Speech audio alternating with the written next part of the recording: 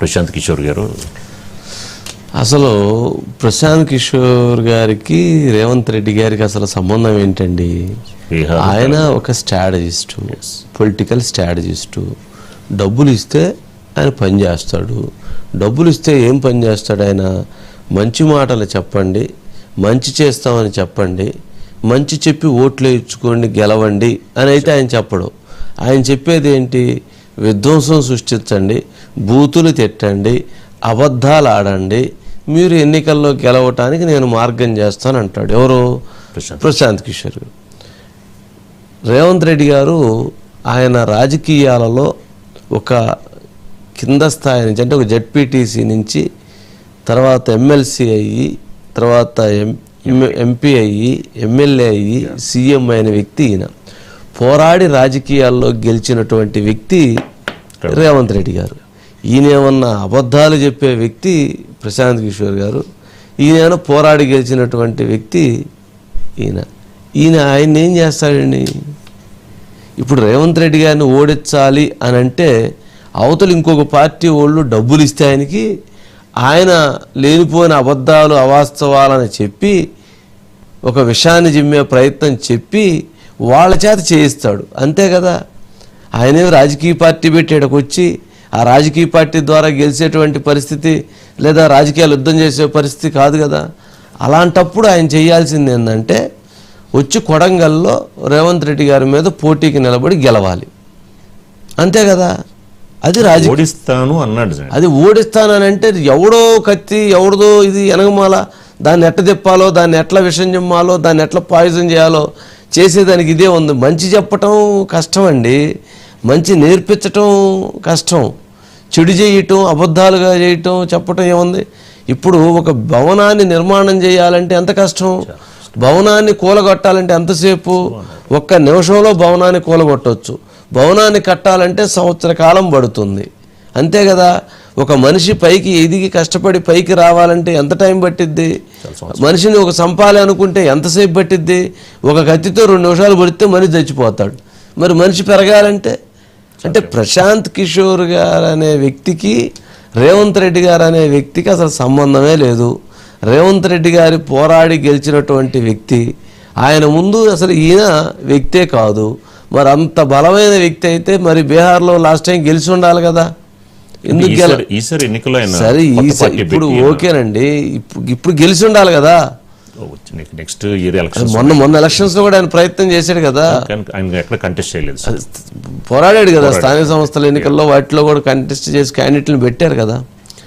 ఏంటంటే అక్కడ రాజకీయాల్లో భాగంగా ఆయన బీహార్ అనేటువంటి దీంట్లో వాళ్ళు వలసవాదులు, వలసకు వచ్చినటువంటి వాళ్ళ కేసీఆర్ గారిని చేసుకొని, సోమేష్ కుమార్ గారిని చేసుకొని మాట్లాడినటువంటి మాటల్ని వక్రీకరించుకొని దానికి ఏదో ఒక రాజకీయాల్లో ఒక బలమైనటువంటి నాయకుడిని టార్గెట్ చేస్తే దాని వలన ప్రయోజనం కలుగుతుందేమో అనేటువంటి ఉద్దేశంతో కుట్రలు, కుతంత్రాలు, క్షుద్రాలతో కూడినటువంటి రాజకీయాలు చేసేటువంటి పొలిటికల్ స్ట్రాటజిస్ట్గా చెప్పబడేటువంటి ప్రశాంత్ కిషోర్ గారు అనే వ్యక్తి రేవంత్ రెడ్డి గారితో యుద్ధం అవసరం లేదేమో అని అనిపిస్తూ ఉంది. సరే, రేవంత్ రెడ్డి గారు 3 సార్లు ఆయన సాయం కోరారు అని కూడా ప్రశాంత్ కిషోర్ గారు మాట్లాడడం తప్పే ఉంది. ఆయన అడిగుంటాడు, అడిగితే ఒకటి డబ్బులు ఆయన అంత డబ్బులు ఇవ్వలేని చెప్పుంటాడు, ఒకటి నెంబర్ 1. ఎందుకంటే ఆయన కోట్లలో కట్టాలి, ఆయన చెప్పాడు కదా, నేను 2 గంటలు సలహా ఇచ్చి 60 కోట్లు తీసుకున్నాను చెప్పినట్లున్నాడు. మరి 2 గంటల సలహా ఇచ్చి 60 కోట్లు ఇచ్చేది ప్రశాంత్ కిషోర్ కంటే పెద్ద స్ట్రాటజిస్ట్ రేవంత్ రెడ్డి గారు, అట్ట అనుకుంటే నిజం, అది ఫ్యాక్ట్. ఆయనకంటే ఇతను పెద్ద స్ట్రాటజిస్టు. ఎందుకంటే ఇతను గ్రౌండ్ తెలుసు, ఇతనికి వ్యూ తెలుసు. కాకపోతే ఇప్పుడు మరి సీఎం అయిన కొద్దిగా అటు ఇటు మార్పులు జరిగినట్లుంది కానీ మనిషిలో మామూలుగా అయితే సరే, ఎందుకంటే పొలిటికల్ థింకింగ్ ఉంటుంది కదా. శిరీష్ గారు ఉన్నారండి. శిరీష్, ఏంటి ఇప్పుడు ఆయన ఓడించడానికి ఇప్పుడు ఈయన ఏం చేయాలంట? ఎవరు ఇస్తారు ఇప్పుడు ఈయనకి? బీఆర్ఎస్ పార్టీ వాళ్ళకి 200 కోట్లు 400 కోట్లు ఇచ్చి ఓడించమని సలహాలు అడగాలి, అంతే కదా.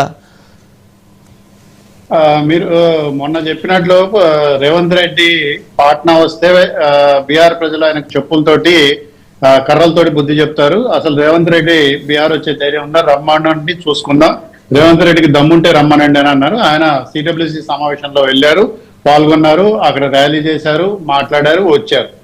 మరి దానికి సంబంధించి సవాల్ విసిన ప్రశాంత్ కిషోర్ ఏడి, మరి ప్రశాంత్ కిషోర్ కి సంబంధించిన కార్యకర్తలు ఏరి అంటే ఆ రోజు ఎవరూ లేరు. నేను యాక్చువల్ గా ఆ రోజు అక్కడ అసలు వీళ్ళు ఏం చేయబోతున్నారు, నిజంగా అన్నట్లుగా ప్రశాంత్ కిషోర్ ప్రకటించినట్లుగా రేవంత్ రెడ్డిని గెరావ్ చేస్తారా, లేకపోతే ఎయిర్పోర్ట్ లో అడ్డుకుంటారా, లేదా సిడబ్ల్యూసి సమావేశానికి వెళ్లకుండా చేస్తారంటే ఏది చేయలేదు, అంతా సాఫీగా కూడా జరిగింది.